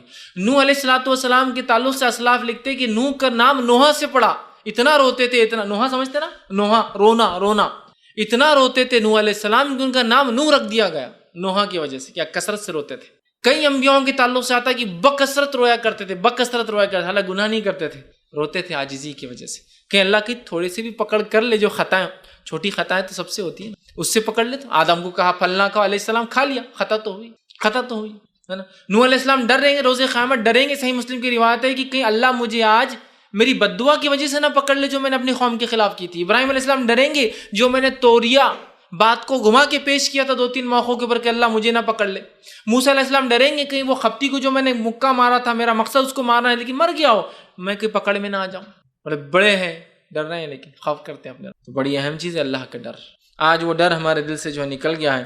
مستدرک حاکم کی ہی روایت ہے، خود نبی اکرم صلی اللہ علیہ وسلم کے تعلق سے آتا ہے. اور عبداللہ ابن عباس رضی اللہ عنہ فرماتے اور کہتے ہیں جب اللہ رب العزت نے یہ آیت نازل کی، یا ایھا الذین آمنوا قوا انفسکم واہلکم نارا، سورہ تحریم سورہ نمبر 66 آیت نمبر 6. جب یہ آیت نازل ہوئی تو آپ صلی اللہ علیہ وسلم سے تلاوت فرمایا تو ایک نوجوان بے ہوش ہو گیا. ایک نوجوان مطلب ایک نوجوان صحابی بے ہوش ہو گئے اور بے ہوش ہو کے بہت زور زور سے شیورنگ جس کو ہلنے لگے. ہو بے ہوشی میں ہوتا ہے نا کبھی آدمی، وہ ہوتا ہے بہت تیزی سے ہلنے لگے. نبی اکرم صلی اللہ علیہ وسلم جو ہے اس شخص نوجوان کے نزدیک اور فرمایا کہو لا الہ الا اللہ. اس نوجوان نے کہا لا الہ الا اللہ تو آپ صلی اللہ علیہ وسلم نے اسے بشارت دی اور کہا کہ تمہیں میں جنت کی بشارت دیتا ہوں. کیونکہ اس نے جب آیت سنی قوا انفسکم اہلیکم نارا تو اس جہنم کے تذکرے نے اس کو بے ہوشی میں ڈال دیا. اٹھا کہ ہو سکتا ہے اس کے گناہ ہوں گے، ہو سکتا ہے وہ یہ سوچ رہا ہوں میرے گھر والوں کو میں کیسے بچاؤں. وہ بے ہوش ہو گئے. تو صحابہ نے کہ اللہ کے رسول یہ بشارت جو آپ نے ابھی دی جنت کی، کیا اس کے لیے ہے ہمارے لیے بھی ہے؟ اس کو کیوں دی؟ تو آپ نے کہا صرف اس نوجوان کے لیے. تو کہا ہم نے کیا کیا جو ہمیں بشارت نہیں ہے؟ تو اللہ کے رسول صلی اللہ علیہ وسلم نے فرمایا یہ اس کے لیے مخصوص ہے، اس لیے کہ ذالک لمن خاف مقامی وخاف وعید. قرآن کی آیت آپ نے پڑھ کے سنا رکھا، اس لیے کہ یہ اپنے رب کے سامنے کھڑے ہونے سے اور خشیت الہی سے گر پڑا، ڈر گیا نہ ہو. جیسی آیت پڑھ گی قوا انفسکم واہلیکم نارا، گر گیا ہو، ڈر گیا ہو. کیوں ڈر گیا؟ اس لیے کہ اللہ نے قرآن میں کہا جو اس دن میرے سامنے کھڑے رہنے سے ڈرا اور میری وعید، میری وارننگ سے ڈرا جو دنیا میں دی نا اللہ نے، مت کرو ایسا کروں گا، مت کرو ایسا کروں گا، جو ڈر گیا وعیدوں سے اور میرے سامنے کھڑے رہنے سے تو وہ تو کامیاب ہوگا. اس وجہ سے میں نے اس نوجوان کو خوشخبری دی تو جنتی. اللہ کے ڈر کا فائدہ دیکھیے کہ جنتی ہو گیا وہ نوجوان. تو بڑی اہم چیز ہے اللہ کا ڈر. وہ تبھی پیدا ہو سکتا ہے جب اللہ سے اشد ہم لوگ محبت کریں. جیسا ہمارا رب ہم سے محبت کرتا ہے ہم بھی اشد اس سے محبت کریں. وہ محبت پھر ہمیں مجبور کرتی ہے کہ ہم اس سے ڈرے بھی. اس لیے کہ انسان جسے سب سے زیادہ محبت کرتا ہے نا اس سے ڈر بھی لگتا ہے. کیوں؟ محبت جانے کا ڈر بھی تو ایک ڈر ہے بہت بڑا. بڑی اہم چیز ہے، یاد رکھیے، بڑی اہم چیز ہے. بہرحال تو یہاں مستد جو حاکم کی روایت میں ہم دیکھتے ہیں نبی اکرم صلی اللہ علیہ وسلم نے اس نوجوان کو جو ہے خوشخبری سنائی. ابو داؤد کی روایت ہے جو ہے نبی اکرم صلی اللہ علیہ وسلم کی خوف کا جو کیفیت خوف کی ہوتی تھی وہ یہ تھی کہ ایک صحابی فرماتے کہ آپ صلی اللہ علیہ وسلم، ابو داؤد کی روایت ہے کہ آپ صلی اللہ علیہ وسلم جب نماز پڑھتے ہیں تو نماز میں آپ کو دیکھا گیا کہ آپ نماز میں جو ہے اتنا روتے، اتنی عاجزی کرتے اللہ کی کہ آپ کے سینے سے جو رونے کی آواز آتی تھی ایسا لگتا تھا کوئی چکی چل رہی ہے یا ہنڈیا کے اندر کوئی چیز ابل رہی ہے. ہانڈی میں کوئی ابلتی نا، بلبلے آ کے پھٹتے ہیں، چیزیں الٹتی اندر کی، سبزی وغیرہ آواز ہوتی ہے. تو آپ صلی اللہ علیہ وسلم سجدے میں ہوتے اور اتنا آپ خشیت سے آپ روتے کہ آپ کی وہ آواز لگتا کوئی چکی پیسی جا رہی ہے نا. جب آدمی سسکی لے کے روکتا ہے نا ہلو سے تاکہ کوئی سنے نہ، تو چکی پیسنے ایسی آواز. اور جب زیادہ روتا ہے اس کی کیفیت بڑھ جاتی ہے تو ہانڈی میں ابلنے کی. تو آپ کی رونے کی آواز ایسی ہے جب چکی پیسی جا رہی ہے، مطلب جب آپ باریک خاموشی میں وہ کرتے، جب بڑھ جاتا تھا ایسا لگتا تھا ہانڈیا میں کوئی چیز ابل رہی. اتنا نبی اکرم صلی اللہ علیہ وسلم خوف کرتے ہیں. جامع ترمذی کی روایت ہے، نبی اکرم صلی اللہ علیہ وسلم نے فرمایا اور کہا 2 قطرے اور 2 نشان اللہ کو بڑے محبوب ہے. 2 drops، 2 قطرے اور 2 نشان اللہ کو بڑے محبوب. کون سے 2 قطرے؟ پہلا وہ قطرہ جو انسان جو ہے خوف سے اللہ کی آنکھوں سے بہاتا ہے.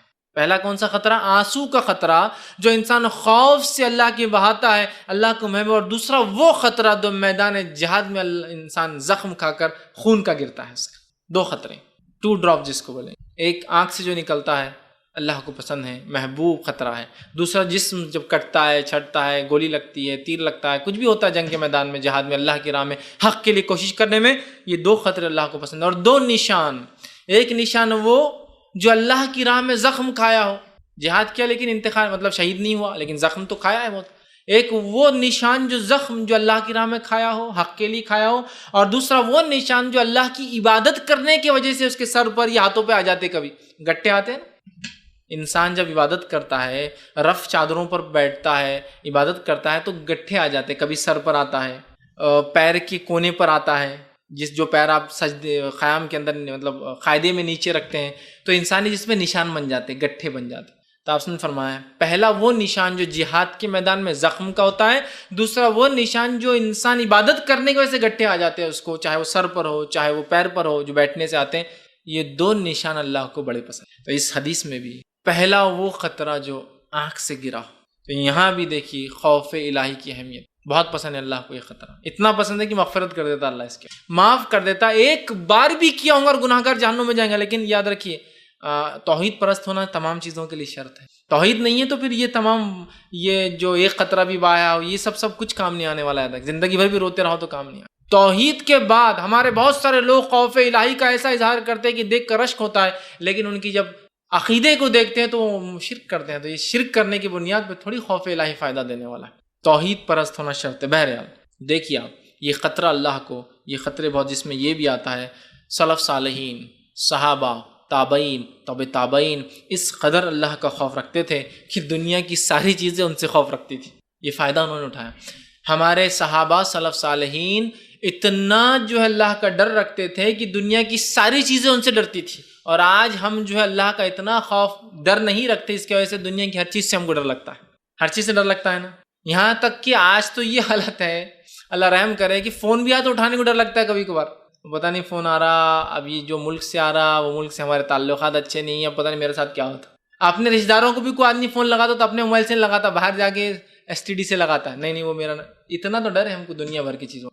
تو صحابہ کا معاملہ، تابعین کا، خود نبی اکرم صلی اللہ علیہ وسلم کا معاملہ ہم دیکھتے ہیں کہ اتنے بے باک تھے، اتنا اللہ سے ڈرتے تھے کہ دنیا کی تمام چیزیں ان سے خوف کھاتی تھی. اور جب ہم نے اللہ کا ڈر چھوڑ دیا تو دنیا کے سارے ڈر ہمارے دل میں آ کے بیٹھ گئے. سارے ڈر بیٹھ گئے. بیٹھے نہیں بیٹھے سارے ڈر آج بیٹھ گئے. سارے ڈر بیٹھ گئے.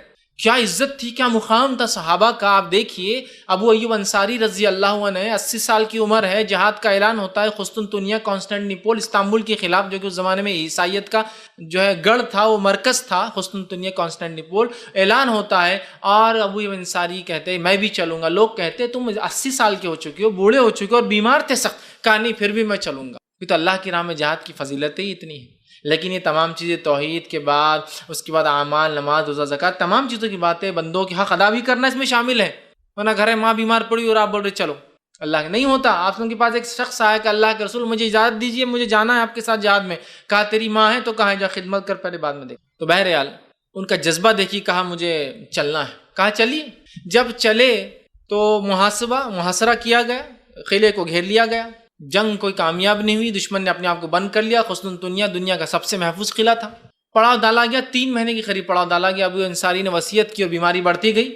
وصیت کی کہ مر جاؤں تو یہیں دفنا دینا، لے کے نہیں جانا، تاکہ روز قیامت یہاں سے اٹھوں اور گواہ رہوں کہ اللہ تیری راہ میں نکلا تھا جہاد کے. ٹھیک ہے، وصیت مانی گئی. آپ وہیں انتقال کر گئے. آپ کا انتقال ہوا، جس خیمے میں تھے اسی خیمے کے اندر آپ کی قبر بنا دی گئی، جو کہ قلعے کی دیوار سے بڑی قریب تھی. مطلب دشمن کے تیر نہ آئے، اس سے دور کا فاصلہ ہوگا، قریب لیکن بہت قریب. آج بھی آپ دیکھیے وہ قلعے کی دیوار سے بہت قریب ہے ان کی قبر، آج بھی آپ دیکھ سکتے ہیں نیٹ کے اوپر. تو بہرحال دفنا دیا گیا. جب دفنا دیا گیا تو دفنانے کے بعد جو ہے مسلمان تو چلے گئے. اب وہاں کے گورنر نے مسلمان گورنر کو خط لکھا اور کہا کہ اب تمہارے رسول کے ساتھی کی خبر کو ہم کھودیں گے، کھود کے اس کی ہڈیوں کے ساتھ کھلواڑ کریں گے تاکہ تم ذلیل ہو. سمجھ رہے آپ؟ مطلب اس نے ایک جسارت کی بات کی، کیا نہیں تھا لیکن دیکھیے لکھا تھا صرف کہ اب ہم ابو ایوب انصاری رضی خبر کھودیں گے، ہڈیوں کو نکال کے بے حرمتی کریں گے تاکہ تم کو تکلیف پہنچے. اور انسان کو یقیناً تکلیف پہنچتی کوئی یہ خبر دے کہ اس کے کسی رشتہ دار کو دفنائے بعد نکالا گیا کھود کر، اور صحابی رسول کے ساتھ یہ سلوک ہو تو ظاہر سی بات ہے پورے امت کے لیے تکلیف کی بات ہے. تو مسلمان گورنر نے جواب دیا کہ قسم ہے اللہ کی، اگر تم نے ابو ایوب انصاری کی خبر کے ساتھ یہ سلوک کیا تو جتنی قبریں عیسائیوں کی میری سلطنت میں ہیں اور جتنے گرجائے سب کو ڈھا دوں گا.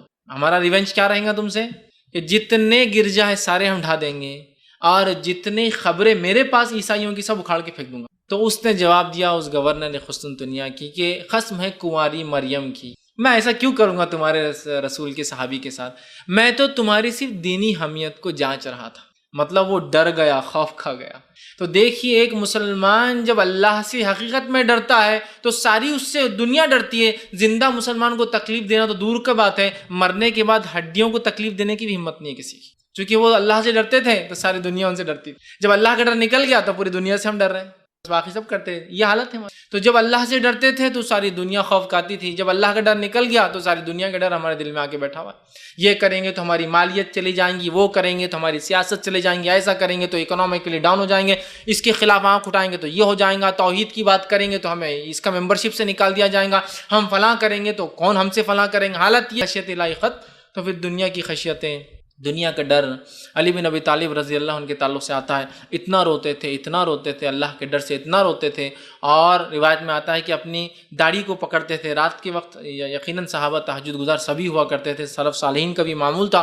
اپنی داڑھی کو پکڑ کے اس قدر روتے تھے اور ایسا لوٹتے تھے، روایت میں آتا ہے، اور کہتے تھے دنیا میں نے تجھے چھوڑ دیا، میں نے تجھے طلاق دی. طلاق میں کیا ہوتا ہے؟ Complete separation. آدمی اپنی بیوی سے مکمل دور ہوتا ہے، حالانکہ وہ اس پہ حلال ہوتی اس سے پہلے.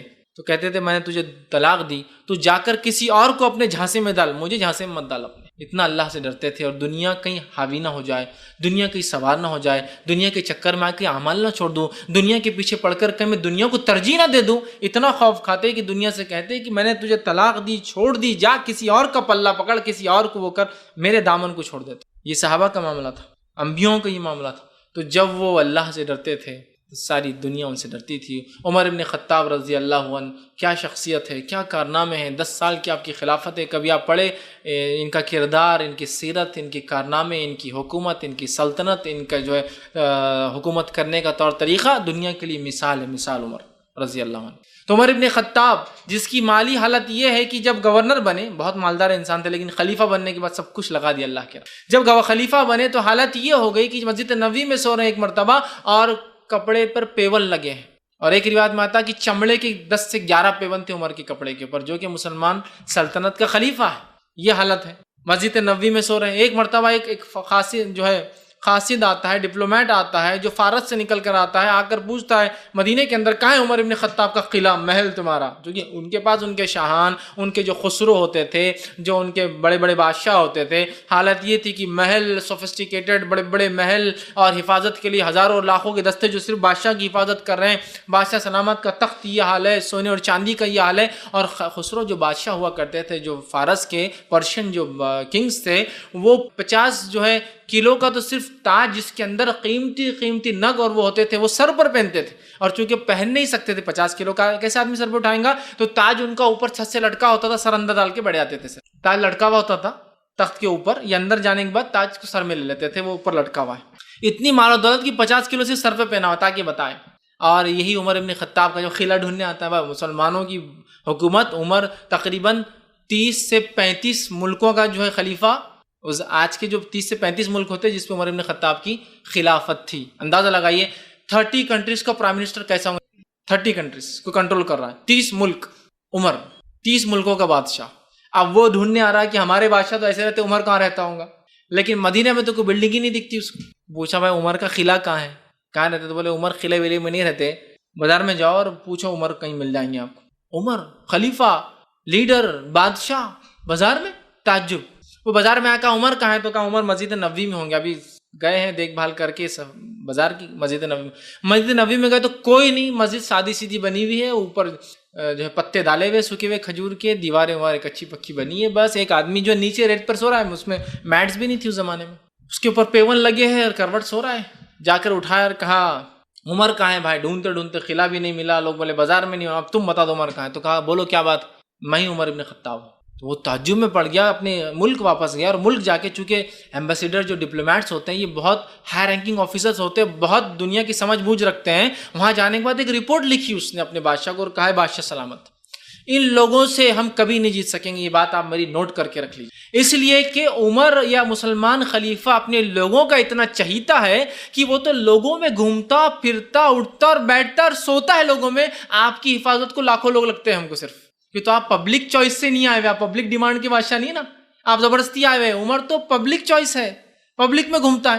جو آدمی پبلک کی چوائس سے چن کر آتا ہے پبلک میں رہتا ہے، اور جو آدمی پبلک پر سوار ہو کے رہتا ہے نا، اس کو ڈر ہوتا ہے اسی کرسی کے نیچے کون کیا لا کے رکھ دیں گا، تو اس کی حفاظت بھی لگتی ہے پھر. تو عمر پبلک چوائس تھے، تو وہ تو اتنا چہیتا ہے، اس کی قوم تو اتنا پسند کرتی ہے، لوگوں میں گھومتا اور پھرتا ہے عمر. تم کو تو حفاظت کو لاکھوں لوگ اور خیلے لگتے ہیں. جس قوم کا لیڈر ہی اتنا چہیتا ہو، جس کو سیکورٹی خود کو نہیں لگتی ہو، تو ظاہر سی بات ہے اب کیا، تو اتنا چہیتا عمر کہ گھوم رہا ہے پبلک کے اندر. تو کہا ہم نے جیت سکتے. تو عمر کا نام جب اگر لے لیا جاتا فارس کے بادشاہوں کے پاس، تو یہ خسرو کوڑے لگواتا جب کوئی عمر کا نام لیتا، اس لیے کہ عمر کا نام لیتے ہی اس کو جو ہے کانپنی لگ جاتی، ان کو جو تھرتھراہٹ چھوٹ جاتی حکومت جانے کی، کیونکہ وہ جانتے تھے یہ لوگ ایسی حکومت کرتے ہیں جو لوگوں کو پسند ہے، اور جب لوگ پسند کرتے ہیں کسی حکومت کو تو وہ اپنے پر لاگو کر لیتے ہیں. تو اس کو ڈر تھا میرے لوگ بھی چل جائیں گے تھوڑے دن بعد عمر کے پاس، ہم تو یہ تو ظلم کے بنیاد پر اور زبردستی کی بنیاد پر حکومت کرتے تھے نا.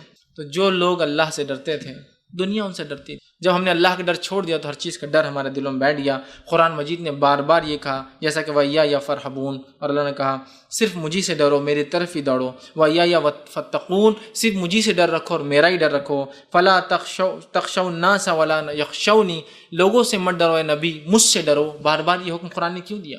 اسی لیے کہ اللہ چاہتا ہے کہ ہم اللہ سے ڈریں، دوسروں سے نہ ڈریں. قرآن نے ایک جگہ یہ بھی حکم دیا جو ہر بار ہم سورہ آل عمران سورہ نمبر 3 کی آیت 102 ہے. اللہ کے رسول صلی اللہ علیہ وسلم نکاح کے وقت بھی اس آیت کو پڑھتے تھے، خطبہ مسنونہ میں پڑھتے تھے. یا ایھا الذین آمنوا اتقوا اللہ حق تقاتہ ولا تموتن الا وانتم مسلمون، اے وہ لوگوں جو ایمان لائے ہو اللہ سے ڈرو جیسا کہ ڈرنے کا حق ہے. ولا تموتن الا وانتم مسلمون، اور یاد رکھنا مت مرو، موت نہ آئے تمہیں اس حالت میں کہ تم ایمان والے ہو. اور رسول اللہ صلی اللہ علیہ وسلم نے اس آیت کا انتخاب نکاح کی تقریب میں کیا.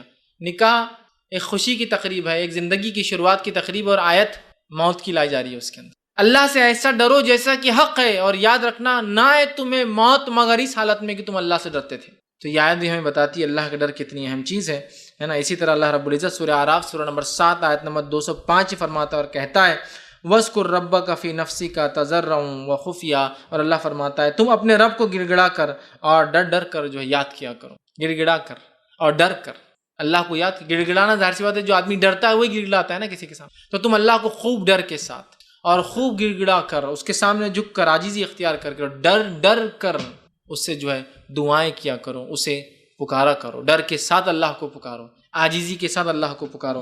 یہاں بھی دیکھیے حکم دیا گیا، اور اللہ کے نیک بندوں کی صفت ہی بیان کی گئی، صرف مسلمانوں کی نہیں، ہر نیک بندہ، اور جس میں یہ صفت ہوتی ہے وہ ایمان بھی لے کر آتا ہے. اللہ رب العزت نے اہل کتاب کی ایک صفت قرآن نے بیان کی. کیا ہے اہل کتاب کی صفت؟ اللہ رب العزت فرماتا ہے سورہ آل عمران سورہ نمبر 3 آیت نمبر 199 میں اہل کتاب کی ایک صفت بیان کی، اور جو بھی انسان کے اندر یہ صفت ہوتی ہے وہ ایمان لے کر آتا ہے.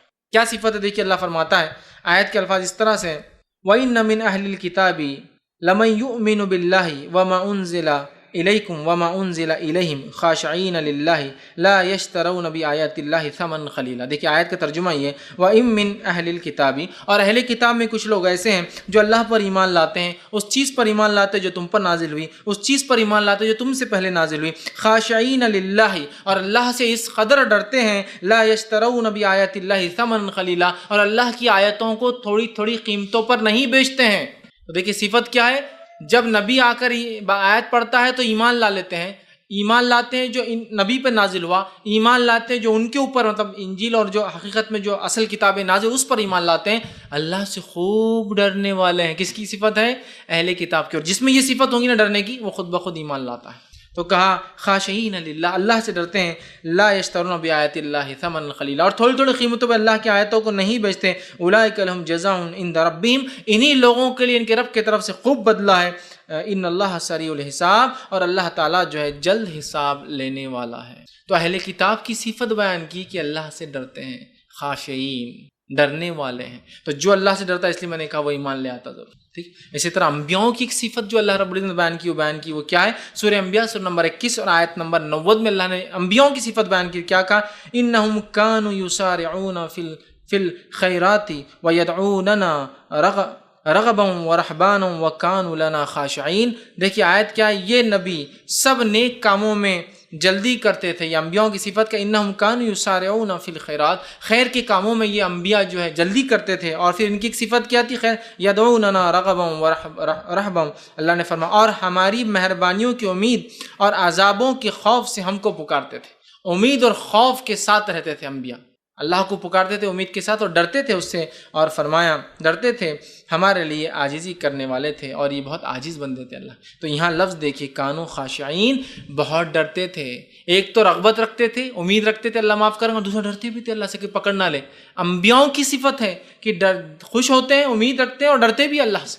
تو ہمیں چاہیے ہم بھی خوب اللہ سے ڈرنے والے اور خوب ساتھ میں امید رکھنے والے بنے. دونوں ہی چیزیں بیک وقت ہونا ضروری ہے. اور جو یہ کرتا ہے اس کی زندگی بدل جاتی ہے. زندگی اس کی پرانے طرز پہ نہیں رہتی کہ جو چل رہا تھا معصیت و گناہ وہ اپنے آپ کو بدل لیتا ہے، یاد رکھیں. اور جب ایک انسان جو ہے اللہ رب العزت خوشی اور خضوع کرنے والوں کے تعلق سے، ڈرنے والوں کے تعلق سے، عاجزی کرنے والوں کے تعلق سے بہت ساری جو ہے بشارتیں دی ہے. اور جو ہے بہت سارے جو ہم دیکھتے ہیں اسلاف کے واقعات، صحابہ کے کچھ میں نے رکھے بھی، وہ سب ان تمام چیزوں سے ڈرتے تھے. آئیے ایک واقعہ رکھتا ہوں، عبداللہ بن عمر رضی اللہ عنہ کیسے اللہ سے ڈرتے، کیسی خشیت تھی. اور ان کے تعلق سے ایک واقعہ آتا ہے، جب سورہ حدیث اور نمبر 44 کی آیت نمبر جو ہے 16 یہ تلاوت کیا کرتے تھے. تو جب تلاوت جامع ترمذی میں بہرحال یہ واقعات آتے ہیں، جب تلاوت کرتے تھے یہ والی آیت ہے، الم یعنی للذین آمنوا ان تخشع قلوبہم لذکر اللہ. جب یہ آیت کو وہ پڑھتے تھے، کیا مومنوں کے لیے وقت نہیں آیا کہ خدا کے ذکر، اللہ کے ذکر ان کے دل جو ہے اس کو جو ہے ڈر جائے؟ مطلب کیا وہ وقت ابھی نہیں آیا کہ مومن بندوں کا دل اللہ کی خشیت سے ڈر جائے؟ جب یہ آیت آپ پڑھتے تھے تو بہت دیر تک آپ جو ہے رویا کرتے تھے، بہت کثرت سے آپ رویا کرتے تھے. اسی طرح سورہ حج سورہ نمبر 22 آیت نمبر اس کی 1 جب جو ہے یہ جب پڑھا کرتے تھے تو اس میں بھی آتا ہے کہ جب یہ آیت کو پڑھتے تھے جس میں اللہ رب العزت نے فرمایا یا ایھا الناس اتقوا ربکم ان زلزلۃ الساعۃ شیء عظیم. جب اللہ رب العزت نے یہ آیت جب وہ پڑھتے تھے تو بہت رویا کرتے تھے. اور نبی اکرم صلی اللہ علیہ وسلم کے تعلق سے بھی جامع ترمذی کی روایت میں آتا ہے جب آپ بھی یہ آیت پڑھتے تو یہ حال ہوتا. جب یہ آیت نازل ہوئی تو صحابہ سے آپ نے پھر خطاب کیا. کیا خطاب کیا تھا صحابہ سے آپ نے؟ جب یہ آیت نازل ہوئی تھی سورہ حج کی آیت نمبر 1، یہ آپ نے خطاب فرمایا اور کہا اور فرمایا جانتے ہو یہ کون سا دن ہے؟ مطلب یہ کس دن کی بات، جو زلزلے کی بات ہو رہی ہے، اس گھڑی کی بات ہو رہی ہے، زلزلے کی کون سا موقع ہے جس کو عظیم کہا قرآن نے؟ تو آپ نے فرمایا جب اللہ تعالیٰ حضرت آدم علیہ السلام سے فرمائیں گا یہ وہ گھڑی ہوں گی، وہ زلزلے کی جو بات آیت کر رہی ہے وہ گھڑی ہوں گی جب روز قیامت اللہ تعالیٰ آدم علیہ السلام کو فرمائیں گا. مطلب یہ جو زلزلے کی بات ہو رہی ہے یہ فزیکل زلزلہ نہیں ہے، یہ زلزلہ خوف اور حیبت کا زلزلہ ہے. جب اللہ تعالیٰ آدم علیہ السلام کو آواز دیں گا روز قیامت، کہیں گے آدم اپنے لوگوں میں سے جہنمیوں کی فوج الگ کر دو. تو آدم کہیں گے اللہ کیسے کروں جہنمی کی، مطلب جو برے لوگ ہیں دوزخ کی فوج اللہ کروں تو وہ کیسے ہوں گے؟ تو اللہ تعالیٰ فرمائیں گا ہر 1000 میں سے آدم تیری اولاد سے 999 کو نکال دے، یہ ہوں گے جہنم میں جانے والے. تو یہ زلزلہ ہے وہ کہ جس کو اللہ نے کہا ان الزلزلہ جو زلزلہ ہے جو ایک بہت عظیم شے ہے، یہ روز قیامت حقیقی زلزلہ نہیں ہے، یہ روز قیامت جب 999 کا اعلان ہو جائے گا جہنم اور صرف ایک جنتی ہوں گا، تو جو انسانیت میں شور اور پکار ہوں گا اور جو خوف اور ڈر ہوں گا، وہ زلزلے کی بات ہو رہی ہے کہ انسان ہل جائیں گے۔ اندازہ لگائیے اگر کوئی مجمع میں کہہ دے کہ 1000 لوگوں میں صرف ایک کامیاب ہونے والا ہے، تو اس مجمع کی کیا حالت ہوگی؟ یہ مجمع آخرت کا، فیصلے کا دن، قیامت بہت دور ہوتا ہے۔ یہی امید کر لیجیے 1000 لوگوں نے ایگزام دیا اور یہ اعلان ہو کہ ایک ہی پاس ہوا ہے، 999 کی حالت ہو جائیں گی۔ دیکھیے 999 کی کیا حالت ہو جائیں گی، آدھوں کے پیٹ خراب ہو جائیں گے۔ ڈر، خوف سے کیا ہوتا ہے؟ سب سے پہلا جب انسان خوف لیتا ہے تو اس کا جسم کیا کرتا ہے؟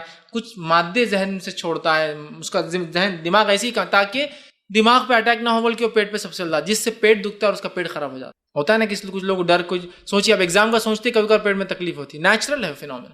انداز لگائیں کہ صرف ایگزام میں فیل ہونے کا کہہ دیا جائے 999 فیل 1000 میں سے، تو کیا حال ہوں گا؟ تو یہاں اعلان ہوگا آدم کو کہ آدم نکال لو، آدم کہیں کیسے؟ تو کہا جائے گا 999 ہے وہ جہنم کی فوج میں جائیں گے۔ جب صحابہ نے یہ سنا کہ 999 جہنم میں جائیں گے تو وہ اس قدر روئے کہ بے اختیار صحابہ رو پڑے۔ اور عبداللہ ابن عمر بھی جب یہ آیت پڑھتے تو بے اختیار روتے تھے، اس لیے کہ آپ کے زمانے میں انہوں نے دیکھا صحابہ اس پر روتے تھے کہ اللہ تعالیٰ حکم دیں گا الگ ہو جاؤ 999 جہنمی، تو اس خوف سے وہ رویا کرتے تھے۔ تو یہ بڑی اہم چیز ہے، یاد رکھیں کہ ہم بھی اللہ کا خوف رکھیں، اور جو ہے خوف کا معنی یہ ہے کہ ہم نیکی کی طرف بڑے، برائی سے ہم رکیں۔ اللہ رب العزت نے سورہ رحمان سورہ نمبر 55 کی آیت نمبر دیکھیے 46 کے اندر 46 میں کیا فرمایا؟ وَلِمَنْ خَافَ مَقَامَ رَبِّهِ جَنَّتَانِ، جو اپنے رب کے سامنے کھڑے ہونے سے ڈرا، جنتان، 2 جنتوں کا حامل ہونے والا ہے۔ اس کا معنی کیا ہوا کہ 2 جنت کیوں؟ اس کا مطلب یہ ہوا کہ جو شخص قیامت کے دن اپنے رب کے سامنے کھڑے ہونے سے ڈرا اور دنیا میں اس ڈر کی وجہ سے گناہوں کو چھوڑ کے نیکیاں کرا، سرکشی کو چھوڑ کر ہدایت کو اختیار کرا، دنیا کے پیچھے نہ پڑا رہا اور آخرت کو ہی سوچتا رہا، ہر کام میں آخرت کو ترجیح دی، دنیا کو کبھی ترجیح نہیں دی، دنیا کو اپنے اوپر حاوی نہ آنے دیا، گناہوں کو حاوی آنے نہ دیا، ایسا شخص دنیا میں یہ کر کے جائیں گا، ایک جنت نہیں جنتان، 2 جنت لے جائیں گا۔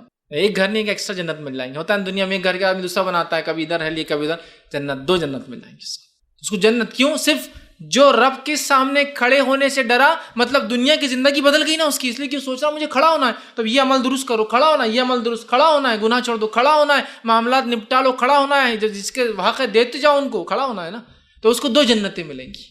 یہی معنی ہے نا، 2 کیوں ملیں گے؟ اس لیے کہ اس نے عمل کیے اس کے وجہ سے۔ تو میں نے اتنا جو خشیت الہی کی بات کی ہے، صرف خالی نہیں کہ میں بہت ڈر گیا اللہ سے توبہ کر لیا، زندگی چینج ہو اور واقعی میں لگی حقیقت میں یہ اللہ کو چاہنے اور ماننے والا اور اس کے نبی کے طریقے مطابق زندگی ہو گئی، گناہوں کو چھوڑ دیا، نیکیوں کو اختیار کر لیا، فرائض سے عمل شروع ہو گیا، سنتوں کے بغیر کوئی عمل نہیں کر رہا، دنیا اس کے لیے کوئی ترجیح نہیں رکھتی، آخرت اس کے لیے سب کچھ ہے، ہر چیز میں آخرت کو سوچتا ہے، دنیا کے بارے میں نہیں سوچتا ہے، بس تو پھر تو وہ کھڑا ہونے سے ڈرا، جنتان 2 جنتیں لے جائیں گا۔ تو یہ بڑی اہم چیز ہے خشیت الہی، اور اللہ رب العزت نے سورہ نازیات آیت نمبر 40 اور 41 میں فرمایا کہ وَأَمَّا مَنْ خَافَ مَقَامَ رَبِّهِ وَنَهَى النَّفْسَ عَنِ الْهَوَىٰ فَإِنَّ الْجَنَّةَ هِيَ الْمَأْوَىٰ، یہ آیت نے فرمایا کہ جو شخص اپنے رب کے سامنے کھڑا ہونے سے ڈرتا رہا، آخرت میں کھڑا ہونے کا ڈر مطلب دنیا کی زندگی چینج کر لی، وہ عام زندگی نہیں جیا، تو جو کھڑا ہونے سے ڈرا ہوں گا اور اپنے نفس کی خواہشات کو روکتا رہا ہوں گا، دنیا کو اپنے اوپر حاوی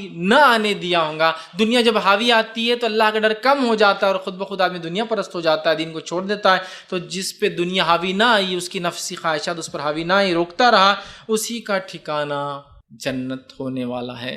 تو یہاں بھی دیکھیے خوف، ڈرا اپنے رب کی طرف، جو شخص وَأَمَّا مَنْ خَافَ، کہ جو ڈرا مقام ربی، کھڑے ہونے سے اپنے سامنے، تو بس اس کا تو ٹھکانہ، اور اپنی نفس کی خواہشات، دنیا کو اپنے اوپر سوار نہ ہونے دیا، بس اس کا ٹھکانہ تو پھر ہو گیا جنت۔ آج دیکھیے ہم کبھی کبھار اللہ سے ڈر کر تو بات کرتے ہیں، لیکن خواہشات ہم پر حاوی آ جاتی ہے، دونوں چیزیں ہیں ایک ساتھ آ گیا آدمی، ڈرا بھی اور خواہشات کو دبا۔ اس لیے تو میں کہہ رہا ہوں بار بار، ڈرنے کا معنی زندگی چینج کرنا، ڈرنے کا معنی نہیں کہ وہ روش چل رہی ہے آپ کی، دھوکہ دیا پھر توبہ، پھر اگلا دھوکہ، پھر توبہ، پھر اگلا دھوکہ، یہ معنی نہیں ہے اس کا، چینج کر۔ تو اس نے اپنی خواہشات کو اپنے اوپر حاوی نہ آنے دیا، ہوا کہتے خواہشات کو دبا دیا، سپریس کر دیا اپنی نفس کو۔ اور نفس کی خصوصیت ہے، یاد رکھیے کیا ہے، اگر اس کو سر چڑھاؤ تو یہ آپ کو غلام بنا لیتی ہے، اور اس کو دبا کے رکھو تو یہ غلام بن کے رہتی ہے۔ نفس کا عجیب معاملہ، اگر آپ اس کو سر چڑھائیں گے نا، جو یہ کہیں گے تو یہ آپ کو غلام بنا لیتی ہے اور دنیا کے اندر پھنسا دیتی ہے، اور آپ اس کو غلام بناؤ، ایسا کرنا ہے تو پھر یہ غلام بن کے خاموش اچھی زندگی گزارتی ہے۔ تو ہمارے اوپر ہے، اب ہمارے پاس کیا ہے، نماز بھی ہوں گی، دھوکہ بھی چلیں گا، تو اس کا مطلب نماز تو ایک فریضہ ہے. دھوکہ اس لیے کہ آپ نے اپنی خواہشات کو اب تک دبایا نہیں. تو جو انسان اللہ کے سامنے کھڑے ہونے سے ڈرا اور اپنی خواہشات کو دبایا، مطلب جو ڈرتا ہے وہ خواہشات کو دباتا ہے، کنٹرول کرتا ہے، اپنی خواہشات کو شریعت کے مطابق کر دیتا ہے، بس تو پھر اس کا تو معاملہ یہ ہو گیا اور وہ جنت میں جانے والا ہے. تو ہم دیکھتے ہیں بہت ساری آیتیں قرآن کی بہت ساری حدیثیں آتی ہیں. ہم نے تو 4 حدیثیں خصوصی رکھی آج آپ کے سامنے. بہت ساری حدیثیں آتی ہیں جو اللہ کے ڈر، خشیت الہی کی اہمیت بتاتی ہے. ہم سب کو چاہیے کہ ہم خوب اللہ سے ڈرنے والے بنیں اور حقیقی معنوں میں ڈرنے والے، وہ روایتی نہیں، وہ ایسا یوں کال پہ کرنے والے، حقیقی معنوں میں کہ ہماری زندگی اللہ کے ڈر سے تبدیل ہو جائے، معصیت اور گناہوں سے توبہ کر لے، فرائض کا اہتمام کر لے، جو رب چاہتا ہے وہ کرے، جو رب نہیں چاہتا ہے اس کو ہم بھی نہ کرے، اور جو شریعت کی پسند وہ میری پسند، جو شریعت کو ناپسند وہ میری ناپسند، اور اپنے رب سے اتنا سب کرنے کی بعد بھی گڑگڑاتے رہے اور روتے رہے، چونکہ اس کے عاجز بندے گناہ نہیں کر کے بھی روتے تھے. عاجزی اور خشیت اس کی رکھے، اس کا خوف رکھے، اس کے سامنے کھڑے ہونے سے ڈرے، تو یقیناً پھر دنیا بھی کامیاب ہے اور انشاءاللہ العزیز ایسے ڈرنے والوں کی آخرت تو کامیاب ہی ہونے والی ہے. یاد رکھیے. تو ہمیں چاہیے ہم اپنے اندر حقیقی اللہ کا ڈر، خشیت الہی، خوف الہی، تقوی الہی پیدا کرنے کی کوشش کریں. میں اپنی بات کو یہیں ختم کروں گا. اللہ رب العزت سے دعا ہے کہ اللہ سبحانہ تعالیٰ جو کچھ کہا سنا گیا اس پہ عمل کی توفیق عطا فرمائے. ہم تمام کو حقیقی معنوں میں اپنی خشیت، اپنا خوف، اپنا ڈر ہمارے دلوں میں ڈال دے اور ہماری زندگیوں کے اللہ تو بدل دے. گناہ اور معصیت سے ہماری حفاظت فرما. دنیا کی زندگی بھی ہماری کامیاب کر اور آخرت بھی ہماری کامیاب کر. جب تک ہمیں زندہ رکھ ایمان اور اسلام پر رکھ، جب بھی ہمارا خاتمہ ہو ایمان پر ہمارا خاتمہ ہو. وآخر دعوانا ان الحمدللہ رب العالمین. سبحان ربک رب العزت عما یصفون وسلام علی المرسلین والحمدللہ رب العالمین. بسم اللہ الرحمن الرحیم. الحمدللہ رب العالمین والصلاة والسلام علی خاتم النبیین والمرسلین. رب اشرح لی صدری ویسر لی امری واحلل عقدۃ من لسانی یفقہوا قولی. اما بعد. کسی نے ایک سوال کیا کہ اگر کوئی شخص زندگی بھر حرام کی کمائی کماتا ہے، یعنی سودی کاروبار کرتا ہے، لیکن اس کی اولاد حلال کا کاروبار کرتے ہیں، لیکن ان کی بہنوئی انٹرسٹ حرام کی کمائی سے ہو، اچھا اس کے انویسٹمنٹ حرام کی کمائی سے ہو، تو کیا اس شخص کی گھر یا بیٹے کے گھر کے یہاں دعوت قبول کرنا چاہیے؟ تو دیکھیے، کسی کی کمائی اگر 100% حرام ہو، ساری زندگی اس نے حرام پر جو ہے زندگی گزاری ہو، اور اس کے بیٹے لیکن حلال کماتے ہو، لیکن ان کا جو ہے کچھ انویسٹمنٹ ہے جو کہ حرام سے ہو، تو بہرحال میں کہوں گا جب آپ کو اگر پتہ ہے کسی کی انکم کے بارے میں کہ اگر 100% حرام ہے تو آپ اس کی دعوت کو قبول نہ کریں، اور قبول نہ کرنے کی وجہ بتائے کہ آپ چونکہ ایسا کرتے اس لیے ہم نہیں آئیں گے. لیکن جب آپ کو صرف شک ہو تو شک کی بنیاد پر کسی کی دعوت کا انکار نہیں کیا جاتا، پھر آپ چلے جائیں. تو لہٰذا اگر آپ کو یقین ہے کہ ان کی کمائی حرام تھی، ان کے بچوں کے انویسٹمنٹ جس سے انہوں نے کمائی شروع کی وہ بھی حرام تھی، تو آپ نہ جائیں. لیکن اگر آپ کو صرف شک ہے تو بہرحال ایک الگ مسئلہ ہے. شک کی بنیاد پر کسی کی کمائی کو حرام یا حلال قرار نہیں دیا جا سکتا. لہٰذا اگر یقین ہے تو آپ نہ جائیں، اگر شک ہے تو بہرحال پھر آپ جو ہے اللہ سے جو ہے امید کرے کہ وہ حلال سے آپ کو جو کھلا رہا ہے، لیکن شک کی بنیاد پر کسی کے کھانے کو حرام قرار نہیں دیا جا سکتا. السلام علیکم. فیض بھائی، میرا سوال تھا کہ کچھ لوگ ایسا گناہ چھوڑتے لوگ کیا بولیں گے کر کے اس وجہ سے، معاشرے میں رہتے، مسلمان معاشرے میں رہتے تو گناہ اس وجہ سے چھوڑ دیتے، تو اس کا اجر ملے گا یا پھر اس کا گناہ ملے گا اس طرح سے چھوڑنے کا؟ بھائی نے ایک سوال کیا کہ اگر کوئی شخص ہے جو گناہ کو چھوڑ دیتا ہے اس وجہ سے کہ اس کے معاشرے میں، وہ مسلم معاشرے میں ہے تو لوگ وہ گناہ کو برا سمجھیں گے اس لیے وہ نہیں کرتا ہے، تو کیا اس کو اجر ملے گا یا گناہ ملے گا؟ دیکھیے اصل یہ ہے انما الاعمال بالنیات، اعمال کا دار و مدار انحصار نیتوں پر ہے. تو اگر کسی شخص نے گناہ کو اللہ کے لیے چھوڑا تو اس کو اجر ملتا ہے. آپ صلی اللہ علیہ وسلم حدیث فرمایا جب کوئی شخص نیکی کا ارادہ کرتا ہے تو 1 نیکی لکھ دی جاتی ہے، ٹھیک ہے، اور اگر کر لیتا تو 1 سے لے کر 10، مطلب ارادے کا بھی 1 ثواب مل جاتا ہے. اور کوئی انسان اگر ایک گناہ کا ارادہ کرتا ہے تو کچھ نہیں لکھا جاتا ہے، لیکن اللہ کے لیے گناہ چھوڑ دیتا ہے تو 1 نیکی لکھ دی جاتی ہے اس گناہ کے بدلے، اور اگر گناہ کر لیتا ہے تو اتنا ہی گناہ لکھا جاتا ہے جتنا کیا، اس میں اضافہ نہیں کیا جاتا. نیکی میں اضافہ ہوتا ہے نا، گناہ میں اضافہ نہیں ہوتا. تو بہرحال اس حدیث کے تحت ہم یہ کہہ سکتے ہیں کہ اگر کسی شخص نے گناہ اس لیے چھوڑے کہ سماج میں لوگ کیا بولیں گے تو بہرحال اس کو ثواب نہیں ملیں گا. سمجھ رہے ہیں بات کو؟ اس لیے کہ اس کا جو ہے سماج کی وجہ سے وہ گناہ نہیں کر رہا، لیکن سوچنے کی وجہ سے چونکہ اس کو گناہ نہیں ملتا گناہ کا اور وہ کر نہیں رہا، تو لہٰذا ہم یہ نہیں کہہ سکتے وہ گناہ گار ہوں گا. سمجھ رہے ہیں آپ؟ لیکن جو ثواب ملنا چاہیے کسی گناہ کو چھوڑنے کی وجہ سے، وہ ثواب کا مستحق نہیں بن رہا. جیسا کہ ایک انسان ہے مسلم معاشرے میں ہے، وہ چاہتا ہے اس کی بیوی بے پردہ رہے، لیکن سب پردہ کرتے ہیں تو وہ مجبوراً نہیں کراتا ہے. چونکہ وہ ارادہ رکھتا ہے اس کی بیوی بے پردہ ہو، گناہ کا ارادہ ہے، تو گناہ تو لکھے نہیں جائیں گے، کرا نہیں سکتا. سمجھے؟ چونکہ ماحول میں لوگ نہیں کرتے تو کرا بھی نہیں رہا، لہٰذا وہ بھی گناہ نہیں لکھے جا رہا. ٹھیک ہے بات کو سمجھ رہا. تو لہٰذا وہ گناہ تو میں نہیں کہوں گا ہو رہا ہے، لیکن وہ ایک ثواب سے بچ جا رہا ہے کہ اگر وہ یہ سوچ کے اس کی بیوی کو پردہ کرا لیتا کہ اسلام نے حکم دیا اور میں غلط کر رہا تھا تو وہ ایک ثواب کا مستحق بھی ہو جاتا. تو لہٰذا اگر ایک انسان کسی ماحول میں ماحول کی وجہ سے گناہ نہیں کرتا تو انشاءاللہ عزیز اس کو گناہ نہیں لکھا جائے گا، چونکہ کر تو نہیں رہا ہے نا. اور سوچنے کا تو انسان کو گناہ ملتا نہیں ہے، نیکی سوچنے کا ثواب مل جاتا ہے، کرنے پہ ثواب اور ثواب 10 گنا تک بڑھ جاتا ہے. گناہ سوچنے کا کوئی گناہ نہیں ملتا ہے، اور گناہ اللہ کے لیے چھوڑنے کا ثواب ملتا ہے، لیکن چونکہ وہ گناہ کر تو نہیں رہا ہے، نیت رکھ رہا ہے، تو لہٰذا انشاءاللہ اس کو گناہ تو نہیں ملیں گا، لیکن جو ثواب ملنا چاہیے گناہ چھوڑنے کا وہ ثواب کو مستحق نہیں ہو رہا ہے. لہٰذا اور اسے ایسی نیت کو بدل دینا چاہیے، اس لیے کہ نیت ارادے میں تبدیل ہوتی ہے. اگر اس کی نیت بعد میں نہ بدلی اور اللہ نہ کرے ایسے ماحول میں چلا جائے جہاں اس کو چھوٹ مل جائے تو پھر کیا ہوگا. اورنگ آباد میں تھا، سب گھر معاشرے والے تھے، خاندان تو پردہ کرتے تھے، امریکہ چلے گا اب کون دیکھنے والا ہے نا. چونکہ ارادہ پہلے نیت تھی، موقع ملتے ہی وہ نیت ارادے میں تبدیل ہوگی، لہٰذا اس نے اپنی نیت کو بھی بدلے. لیکن انشاءاللہ العزیز اس کے صرف سوچ کی وجہ سے اس کو گناہ انشاءاللہ نہیں ملے گا. السلام علیکم.